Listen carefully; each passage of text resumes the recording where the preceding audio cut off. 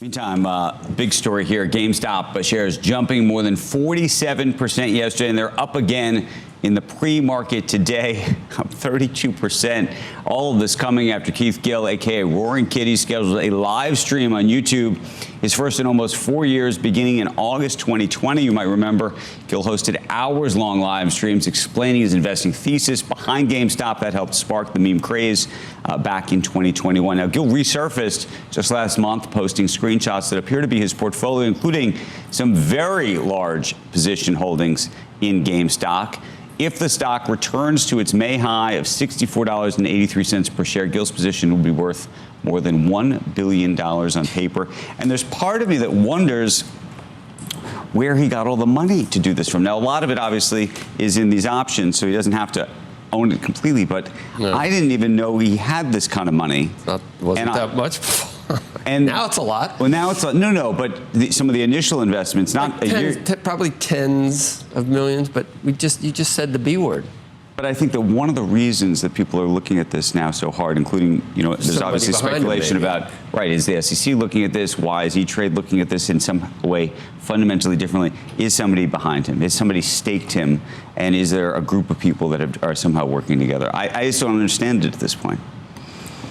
I've become much more skeptical even in the last 24 hours. I just think it's amazing. I look at, look at the dude, the bro man. I mean, we complain when founders aren't involved and someone's worth $1 billion when they get it somehow from running a company. Right. I mean, this guy, seriously, he could be a billionaire. Yeah, he could be a billionaire really from investing. Him and Bill Ackman. Right. Well, Carl Icahn. See, now you're playing into.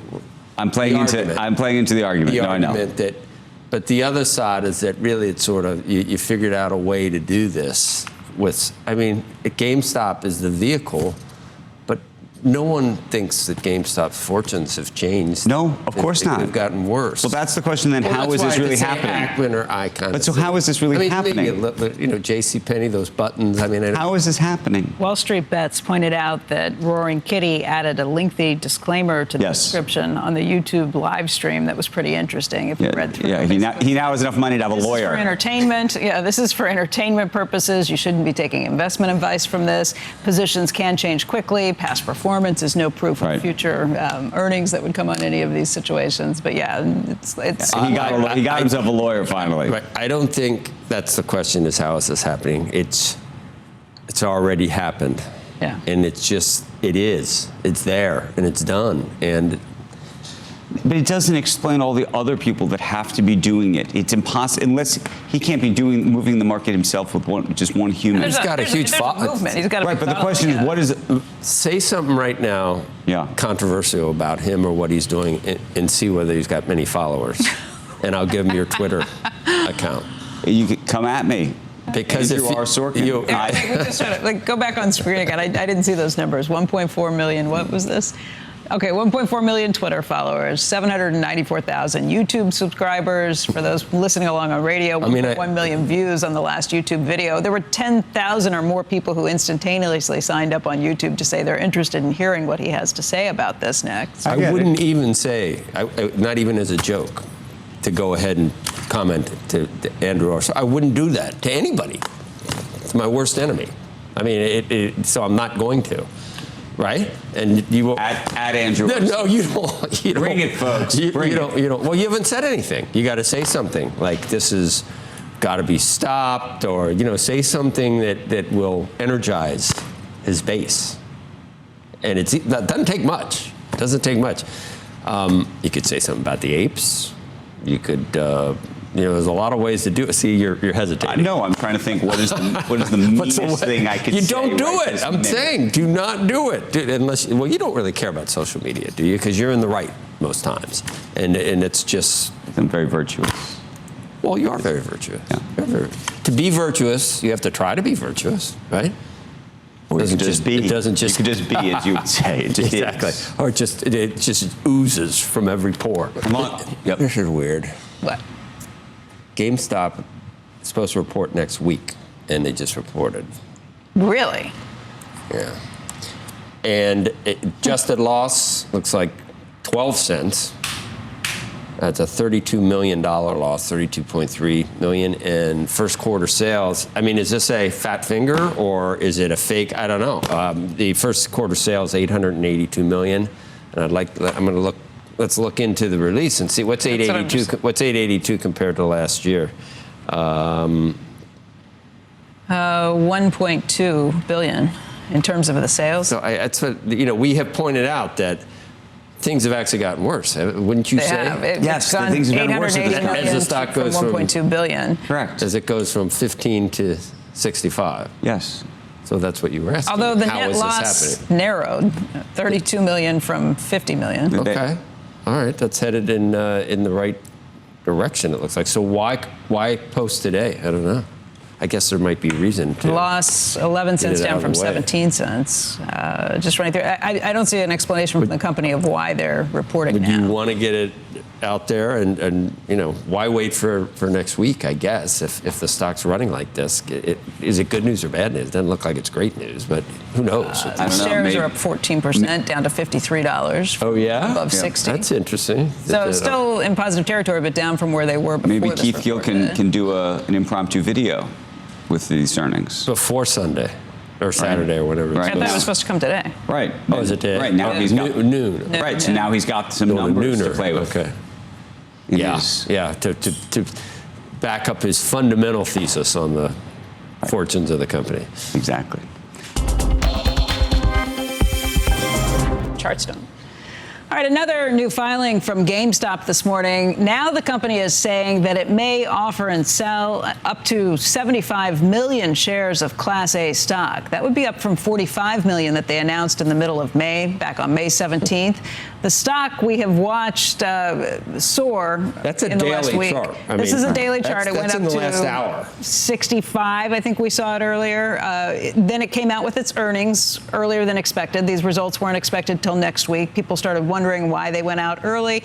Potentially, it's to clear the decks of any disclosure issues they might need before they have a stock sale. And now we get the filing that says, yes, they are indeed looking to sell up to 75 million shares. This is updated this week with some of the prices. On June 6th, they said the last reported sale was $46.55. Of course, again, this morning we saw it above 65. And now I think it was up more than 30% when we first looked at it at 6 a.m. On top of yesterday. Yep. On top of yesterday's gains. Now you're seeing it down in the pre-market by about 7%. 7% to 42.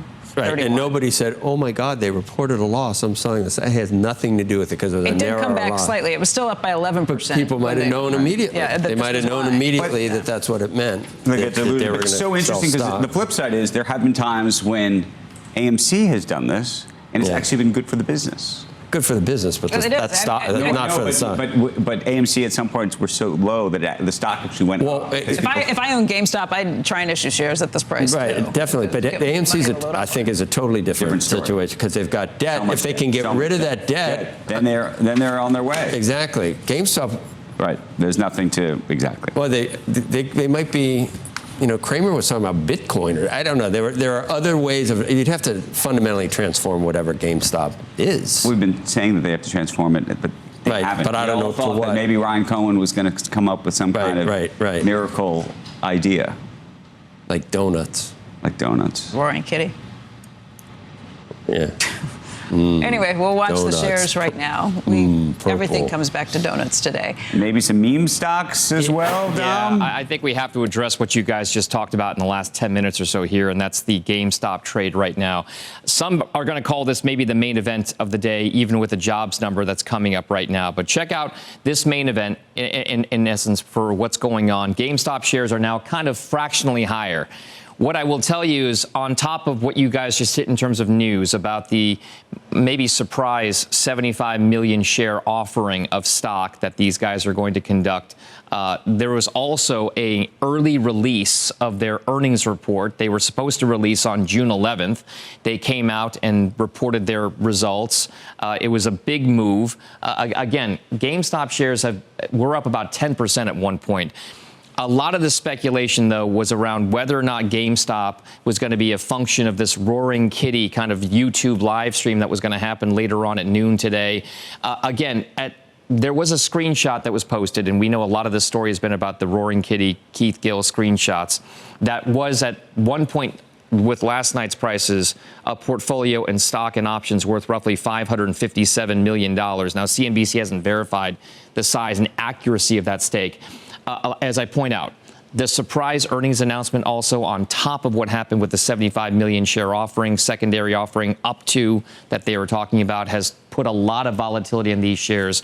So there's going to be a huge move with regard to what's going to happen later on at noon today.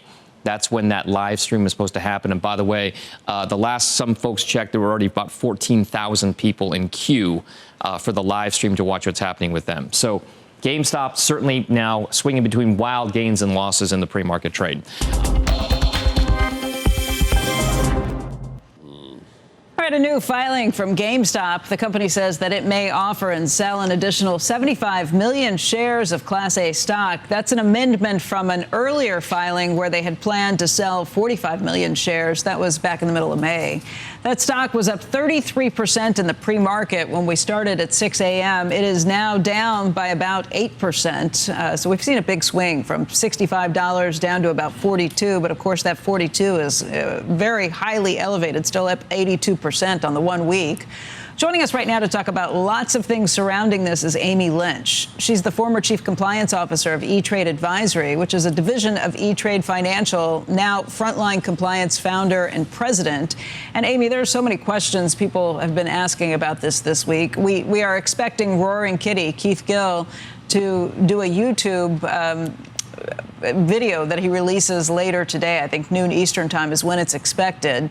There has been talk at this point of the potential to kick him off E-Trade, potentially banning him from the platform. What would be the cause for that? What would be the rationale? What is E-Trade thinking through at this point?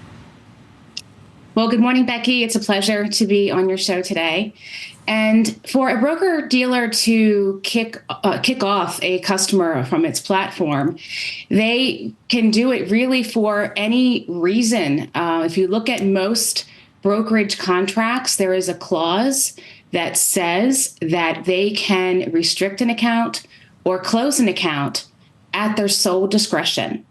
So we saw this actually happen the last time around in 2021 when several brokerages did the same thing. So they very well could, but typically they do not. And but they banned people last time around for what cause? They were not meeting margin calls. There were issues with not being able to fulfill their contract obligations, which is definitely a reason why they could do that. This time around, we don't know if he has fulfilled his contract obligations or not. We have no evidence to the contrary. So if they were to look for a reason, it could be due to suspicious activity within the account. But again, that's just suspected at this point. It's early days in this new 2.0 meme stock frenzy that we're dealing with right now. I mean, is there a reason to think that there is suspect activity here? And is there the potential for a backlash from retail investors if they ban him without having any proof of anything? Absolutely, there is the risk of backlash. And E-Trade and other online brokerages really benefited from the meme stock frenzy of 2021. So you would think, why would they want to lose all of that new business? So that is a strong consideration here.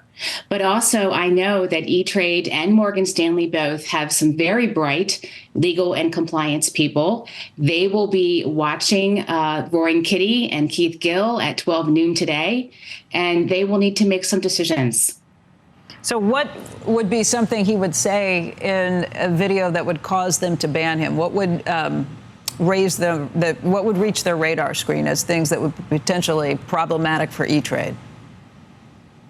Well, it does get down to what he says or what he shows. He could be showing videos as well as speaking within his presentation. If he gives any inkling that he is working with a group of people or colluding in any way, or has been in discussions in a private context in any way with other people, that could be suspicious in the sense that he's being in contact with individuals that may have inside information. I strongly doubt that at this point, but it's possible because we don't know, where he's really coming from with his information at this point, other than his own research. Right. If it's just his own research and he gets on and does what he did back in 2021, is that a problem? Most likely no. So at this point, he would be acting as a private citizen, investing in his own personal accounts. And as a private citizen and doing his own investments, he can talk about his own book as much as he likes. I guess the goal is to repeat what was happening in 2021, where there really was a movement, people who followed him because they appreciated his opinion and wanted to jump on board with it. That's right. And now he has an even bigger following. This is his second time around. He knows how to play the game, and he's played it very well. Actually, I don't know if anyone's talked about this before, but early in his career, he was a chief compliance officer. And he also was a registered rep at a broker-dealer. So he knows the system, he knows the rules, and he knows how to operate just at the edge of those rules. Were you surprised by the size of the position that's been shown? Absolutely. I don't think anyone expected him to put that kind of money on the line. Yeah, I think that is maybe underselling the whole thing. We're watching GameStop shares today. 43.31 is the last trade, but we have seen some pretty big swings. Amy, I want to thank you for joining us today. Thank you for having me. Let's start with Keith.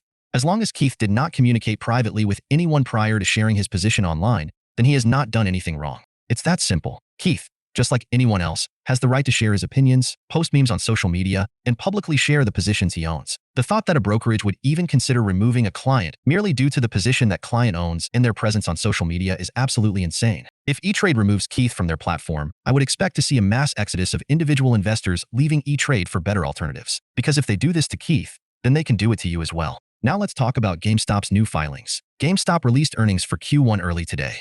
The company had revenue of $882 million compared to $1.237 billion in the year-ago quarter. Net loss narrowed from $50.5 million in the year-ago quarter to $32.3 million in Q1 of this year. The company said it had just over $1 billion in cash. Now keep in mind, this is how much cash GameStop had at the end of Q1, before they sold the 45 million shares. In that sale, the company raised approximately $933.4 million before commissions and offering expenses. This would mean that GameStop has roughly $2 billion in cash. Now, I want to clarify something because I think one of the anchors had it wrong in the clip you just watched. GameStop already completed the sale of the 45 million shares back on May 24th, and the offering they filed today is for an additional 75 million shares. Now, I don't know when or at what price they will sell the shares. That is completely up to GameStop. Hypothetically, if GameStop sold the 75 million shares at $40 per share, that would give the company an additional $3 billion in cash on top of the $2 billion they already have for a total of approximately $5 billion. As I've been saying for a long time, I want GameStop to survive, to thrive, and to reinvent their business model in a meaningful way. I'll share this post again from Larry Chang the other day. Larry posted, quote, "Do you remember when Berkshire Hathaway was a textiles company? American Express was an express mail business? Nokia was a pulp mill? Samsung was a grocery trader? Marriott was a root beer stand? Instagram was a check-in app? I don't. Businesses evolve. Other examples? Considering Larry's connection with GameStop and considering GME's sizable cash position right now, I'm excited to see what the future holds. Now, I don't know what GameStop is planning, but it would appear that they have something substantial in mind. Personally, I think it would be great if GameStop entered the video game publishing business as I've mentioned in the past. There are multiple ways they could go about doing this. GameStop could offer publishing to indie game devs, or they could acquire a AAA studio and start publishing their own video games. They would then have a much larger margin on each game sale, and they could offer GameStop exclusive benefits whenever there is a new major release. For example, when there is a new major release and GameStop were the publisher, they could make the game only available for sale at GameStop for the first week of the game's release, or they could offer a discount to customers if they purchase the game directly from GameStop instead of other retailers. I don't know. I'm just throwing some ideas out there. I want GameStop to succeed and I am rooting for them. As individual investors, what we want is simple and nothing we're advocating for is beyond the realm of reason. Individual investors want a free, fair, and transparent stock market. We want large institutions to be held accountable for their actions. We want individual investors to have access to the same real-time data from exchanges' better private feeds. which is currently only available to the large firms on Wall Street. We want short sale data to be reported in real time. We want an end to excessive amounts of failures to deliver, and we want entities who fail to deliver on their obligations to be held accountable. We want an end to payment for order flow due to the insane conflicts of interest it creates. There's a reason why so many other countries have already banned it. We want the exchanges to be not-for-profit utilities as they once were. The exchanges becoming for-profit ventures has created so many conflicts of interest at the expense of individual investors. We want increased competition among market makers, and we want all of individual investors' orders to be routed directly to lit transparent exchanges rather than opaque alternative trading systems known as dark pools. Ultimately, it's simple. What we want is a stock market that offers a truly level playing field for all investors. I'm looking forward to Keith's live stream today. Remember, it's 12 p.m. Eastern right here on YouTube. Please leave a like on this video so more people will see it. And while you're down there, please consider subscribing. It's free, and you can always change your mind. Thanks for watching, and hopefully I'll see you in the next video.